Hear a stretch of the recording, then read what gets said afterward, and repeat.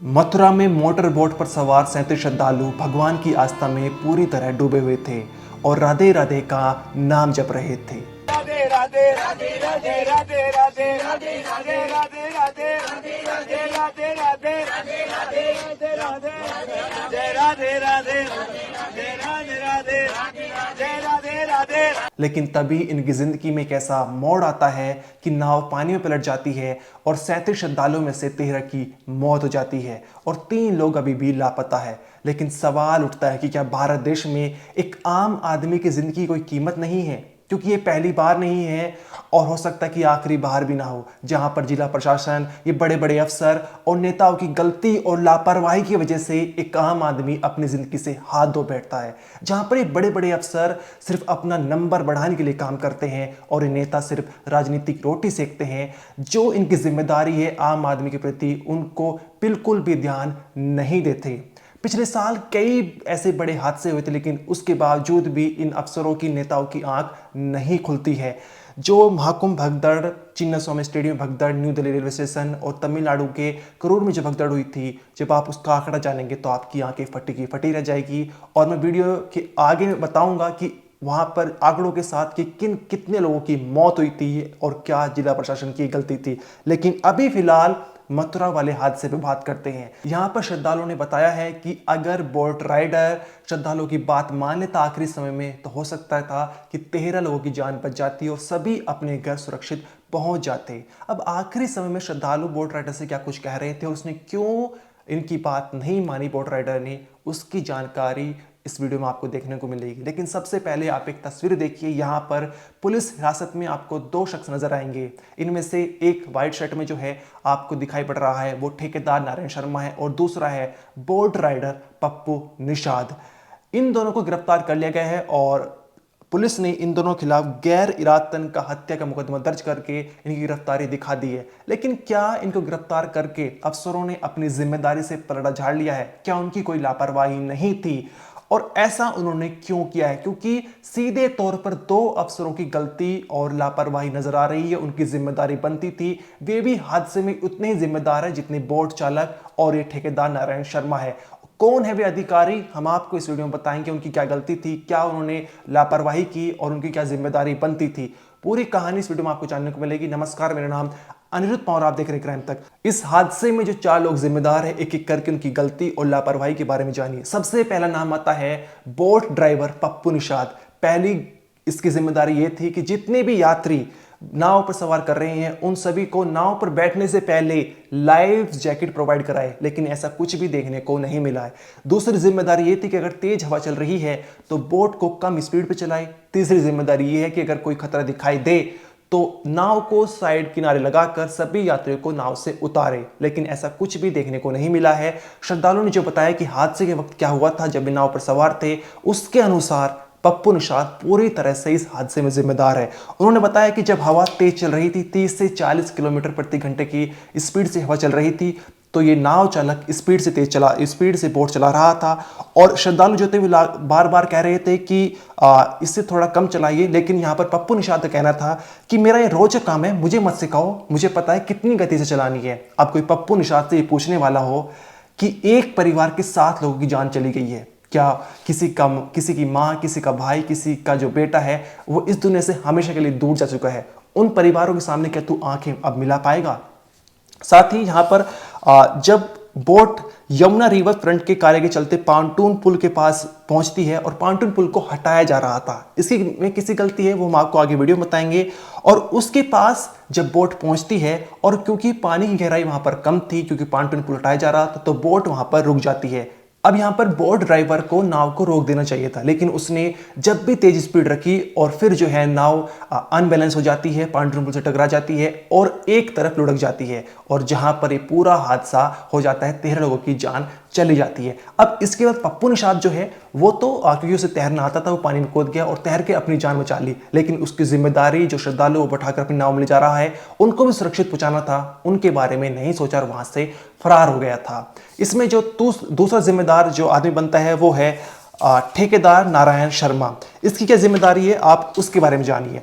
अब ये पांटून पुल को रिवर फ्रंट के काम से जो हटाया जा रहा था, खोला जा रहा था, जिसमें जेसीबी की मदद ली जा रही थी, ये पूरा जो कार्य है बिना किसी ऑफिसर को इंफॉर्मेशन दिए सूचित किया जा रहा था। इसने किसी भी ऑफिसर को इसके बारे में नहीं बताया था। साथ ही जब पांटू पुल को हटाया जा रहा था तो उस इलाके में कोई भी ऐसा सिग्नल या फिर ऐसा संकेत का निशान कुछ भी नहीं लगा रखा था, जिसके चलते जो बोट आ रही है वो संकेत देखकर वहीं रुक जाए या वापस जो है अपनी डायरेक्शन बदल ले। इसने कोई भी इस तरह का संकेत नहीं लगा रखा था। यहां पर ये दो बड़ी गलती जो इसकी पकड़ी गई है और इसके चलते इसको गिरफ्तार किया गया है। लेकिन जो दो बड़े अफसर जिनके ऊपर कोई भी कार्रवाई, कोई भी मुकदमा दर्ज नहीं हुआ है, उनकी जिम्मेदारी, उनकी गलती के बारे में भी आप जान लीजिए। यहां पर सबसे पहला नाम आता है नगर आयुक्त जो जग प्रवेश है। अब जितने भी नगर निगम में जो बोट चलती है, उन नावों को लाइसेंस देने का काम ये नगर आयुक्त का आता है। और बताया जा रहा है कि यहां पर इस घाट पर 400 नावें चलती है जिनके पास कोई लाइसेंस नहीं है। बिना लाइसेंस के ये बोट चल रही है। इसके साथ ही ये देखरेख करना कि जितने भी यात्री सफर कर रहे हैं, क्या बोट चालक उनको लाइफ जैकेट प्रोवाइड करा रहा है, ये भी नगर आयुक्त की जिम्मेदारी होती है। लेकिन बताया जा रहा है कि पिछले 14 साल से, श्री श्रद्धालुओं ने बताया कि हम पिछले 14 साल से यहाँ पर वृंदावन में बोट के जरिए एक घाट से दूसरे घाट जाते हैं और कभी भी हमें लाइफ जैकेट नहीं दी गई थी। यानी ये हाल का कोई लापरवाही नहीं, पिछले 14 साल से ऐसे ही चल रही थी। और यहाँ पर नगर आयुक्त की पूरी तरह से जिम्मेदारी बनती है कि उन्होंने इस मामले में देखरेख नहीं की थी और साथ ही उनकी जो जिम्मेदारी थी उसके प्रति वे जागरूक नहीं थे। दूसरी जिम्मेदारी नगर आयुक्त की ये थी कि अगर कोई बोट राइडर एक सीमा से अधिक अपनी नाव में यात्री को बैठा रहा है तो उसकी देखरेख करने भी इनकी जिम्मेदारी थी। लेकिन ये कोई इनका जो सिस्टम नहीं बना हुआ था। सामने निकल कर आया है कि नगर निगम ने नाव चलाने को लेकर कोई गाइडलाइन नहीं बनाई हुई थी, जिसके चलते नाव में कोई सुरक्षा व्यवस्था नहीं थी, कोई इंतजाम नहीं था और अपनी मर्जी से जो है सब नाव पर नाव चला रहे थे, कोई देखरेख नहीं थी। ये बहुत बड़ी जिम्मेदारी बनती है और क्या इन पर कार्रवाई नहीं होनी चाहिए, ये आप कमेंट सेक्शन में बताइए। अगले जो है इसके हादसे में जिम्मेदार है वो एसडीएम ऋतु सिरोही है। अब घाट और नाव की व्यवस्था सुचारू रूप से चल रही है या नहीं चल रही है, इसकी पूरी जिम्मेदारी एसडीएम की होती है, जिला प्रशासन की होती है। लेकिन एसडीएम इसकी मॉनिटरिंग नहीं करती। दूसरी जिम्मेदारी ये कि श्रद्धालु वृंदावन में जो यहाँ पर दर्शन करने आए हैं, वे दर्शन करके सुरक्षित अपने घर वापस लौट के, इसकी जिम्मेदारी भी जो है जिला प्रशासन की होती है। लेकिन इसमें भी कोई मॉनिटरिंग नहीं करी थी। प्रशासन नाव को कभी मॉनिटरिंग करता ही नहीं है। लाइफ जैकेट पर्यटकों को मिल रही है या नहीं मिल रही है, वे कैसे सफर कर रहे हैं, इसकी भी देखरेख कर इनकी जिम्मेदारी है।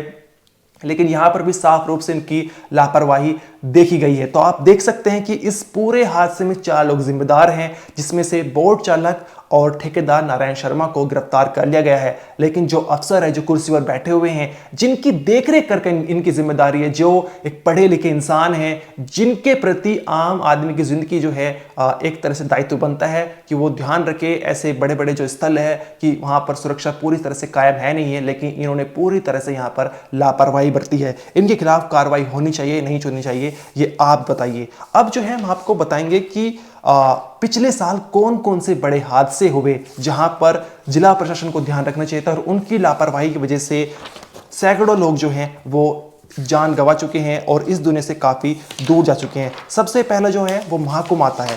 महाकुंभ में भगदड़ हुई थी, जहां पर जिला प्रशासन की गलती देखी गई थी और इसमें सरकार की तरफ से 37 लोग बताए गए थे कि उनकी जान जा चुकी है। लेकिन बीबीसी की रिपोर्ट के मुताबिक करीब 82 लोग जो है वो उनकी जान चली गई थी।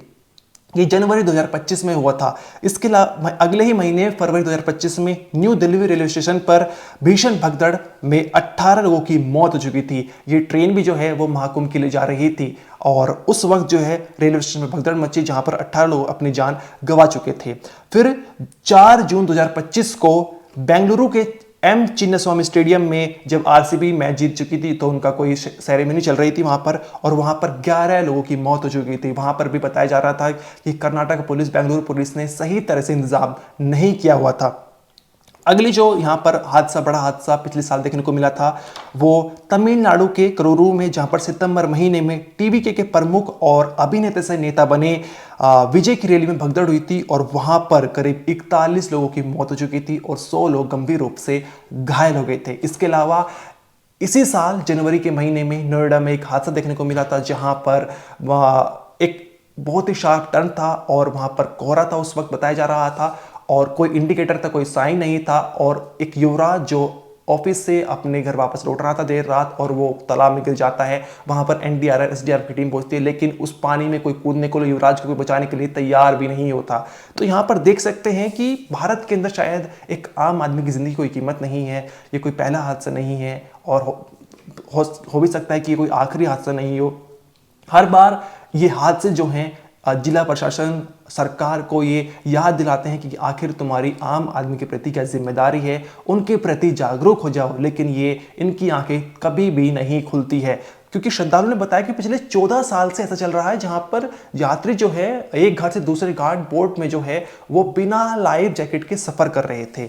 अब इस मामले में जो है पंजाब से करीब ये जो यात्री थे सभी पंजाब से घूमने गए थे वृंदावन अपने करीबों के साथ, अपने रिश्तेदारों के साथ, और इसमें एक ही परिवार के 7 लोगों की जो है जान चली चुकी है, जिसमें मधुर बहल है, उनकी माता कविता बहल, चाचा चरणजीत की पत्नी पिंकी बहल और मधुर बहल की बुआ आशा रानी, दूसरी बुआ अंजू गुलाटी और फूफा राकेश गुलाटी। ये तमाम लोग जो है एक ही परिवार के हैं, मतलब रिश्तेदार हैं जिनकी जान चली चुकी है। और इसके अलावा भी 6 लोग हैं जिनकी जान जा चुकी है और 3 लोग अभी भी लापता है। इस पूरे मामले को लेकर आपका जो भी कहना है कमेंट सेक्शन में जरूर बताइए। आप देखते रहिए क्राइम तक। इस वीडियो में इतना ही।